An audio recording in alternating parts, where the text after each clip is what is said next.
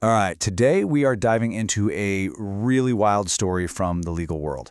It's a high-stakes battle where, believe it or not, everything came down to a single, very suspicious 3-page document. And that brings us to the big question, right? How on earth can a tiny 3-page filing completely derail a case in a court of appeals? It sounds kind of bizarre, but the size of this one document turned out to be the crucial clue in what one man claims was a deliberately set procedural trap. Okay, so let's get right into it. On one side, you have what everyone expected, a set of temporary orders. In a case like this, those are usually beefy documents. We're talking over 30 pages. But on the other side, you have the reality, a document that was also titled Temporary Orders, but was flagged by a custom data pipeline because it was only 3 pages long. This one little discrepancy, this tiny detail, would end up being the key to unlocking what this litigant alleges was a really complex scheme. So how did this whole thing even begin? Well, the litigant says he was caught in a classic legal catch-22. He was just stuck, completely trapped by a court order that was very real in practice, but on paper didn't seem to exist. Here's the situation. A judge verbally stripped him of his parental rights. But, and this is the trap, because that order was never actually written down and signed, it wasn't officially appealable. Think about that. He couldn't challenge a ruling that was actively affecting his life because, as far as the paperwork was concerned, it didn't exist yet. And this wasn't just a short delay. We're talking about a verbal order that was only supposed to last for 60 days, and it went unsigned for about a month. That's half its entire lifespan. So he was living under all these restrictions with, as he argued, absolutely no legal way to fight back. So to try and break this deadlock, he used a pretty specific legal tool called a writ of mandamus. It's essentially a formal request you make to a higher court asking it to step in and order a lower court official, in this case the judge, to do their job. To just sign the order so it could finally be appealed. But the appellate court shot his request down, and they did it fast.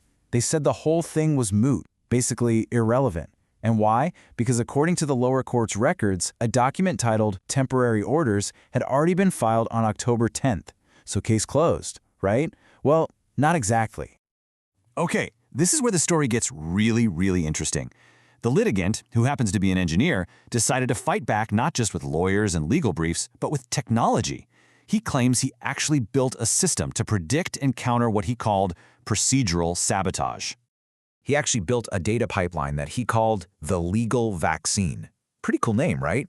According to him, its job was to crunch the data from all the case filings to predict what the other side would do next and to anticipate the exact kind of roadblock he was now facing. And his system found something. The day before a huge hearing, it threw up a red flag. That temporary orders document, the very one that got his appeal thrown out, was only 3 pages long. This was the little digital breadcrumb that told him something was very, very wrong. And this was a huge part of his strategy. Because he believed this obstruction was coming, he had a countermove ready to go. He called it his checkmate move, a second motion to recuse the judge. The second he filed that motion, it would automatically freeze the entire case until a decision was made on. So this all builds to the climax of the story, the moment of truth.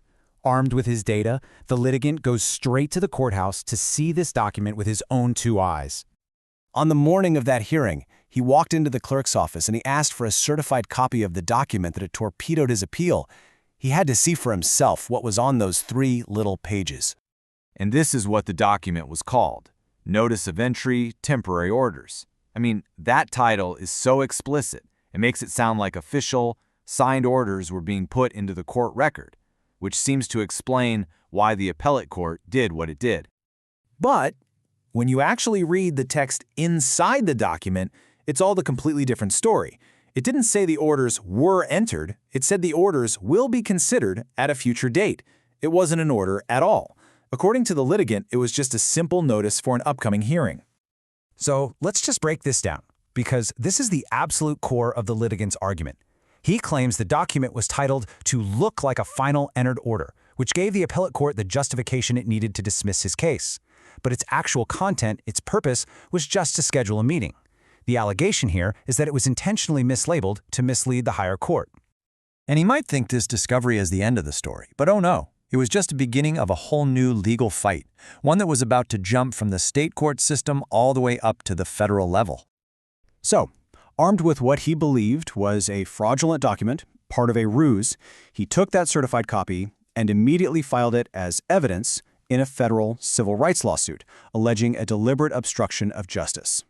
And the allegations that stem from this one document are serious. We're talking about claims of a premeditated scheme, bad faith litigation, and the creation of a fraudulent document, all, he says, designed to trick the appellate court and block his access to the justice system. The litigant also points to this other key moment that he says happened in court that morning. When he announced his motion to recuse the judge, he claims the opposing counsel immediately argued that it was based on something that did not happen. Now, we don't have the official transcript for this, but the litigant took this to mean that the opposing lawyer knew the orders had never actually been signed. And so, this entire case, built around these incredible allegations, leaves us with a really provocative question about our legal system. When the very rules and procedures that are designed to ensure fairness are allegedly turned into weapons, where does justice truly stand?